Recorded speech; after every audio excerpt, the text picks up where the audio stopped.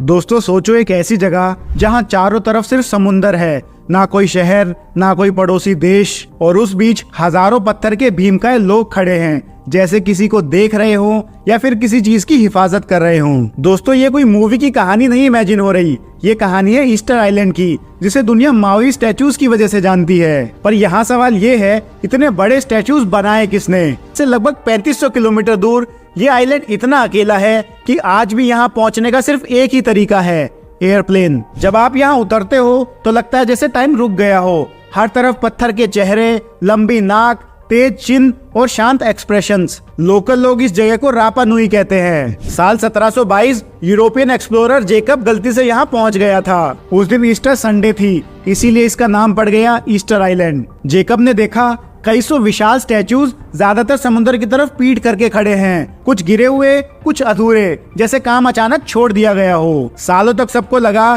कि माओई सिर्फ चेहरे हैं, लेकिन 2012 की खुदाई ने सबको हिला दिया। इन स्टैचूज की पूरी बॉडी जमीन के अंदर दबी हुई थी। सबसे बड़ा माओई 33 फीट और वजन लगभग 90,000 किलो, और खदान में मिला एक अधूरा स्टैचू जो कंप्लीट होता तो 70 फीट और लगभग 300 टन का होता।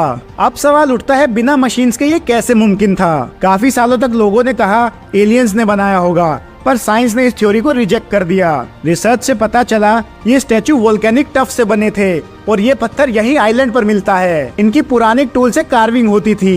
एक्सपर्ट्स के हिसाब से 12 लोगों की टीम को एक फुल साइज मोई बनाने में लगभग 1 साल लगता था। यही सबसे बड़ी मिस्ट्री थी, क्योंकि एक मोई का वेट 14 हाथियों के बराबर होता था। जब गिरे हुए स्टैचूज देखे गए तो एक पैटर्न सामने आया। ढलान पर गिरे हुए स्टैचूज के चेहरे नीचे मिले, और ऊपर की तरफ गिरे हुए स्टैचूज बैक की तरफ से गिरे हुए। इससे एक शॉकिंग थ्योरी निकली। स्टैचूज को खड़ा रखकर चलाया गया था, रस्सियों से बैलेंस करके, जैसे कोई फ्रिज को थोड़ा थोड़ा करके मूव करता है। एक्सपेरिमेंट में एक पत्थर के मोई को इसी टेक्निक से 50 फीट तक चलाया गया। स्टडीज बताती हैं यहाँ कभी 17,000 से ज्यादा पोलिनेशियन लोग रहते थे, जो लोग 300 एडी के आसपास यहाँ आए। उस टाइम आइलैंड हरा था, घने जंगल, लेकिन धीरे धीरे स्टैचूज मूव करने और फार्मिंग के लिए पूरा जंगल काट दिया गया। इससे जमीन इनफर्टाइल हो गई, खाने की कमी होना शुरू हुई, और लोगों के बीच लड़ाई बढ़ी और पॉपुलेशन कोलैप्स हो गई। अधूरे मोआई जैसे एक खामोश वार्निंग बन के रह गए। आज ये island UNESCO world heritage site है। मोआई अब भी खड़े हैं,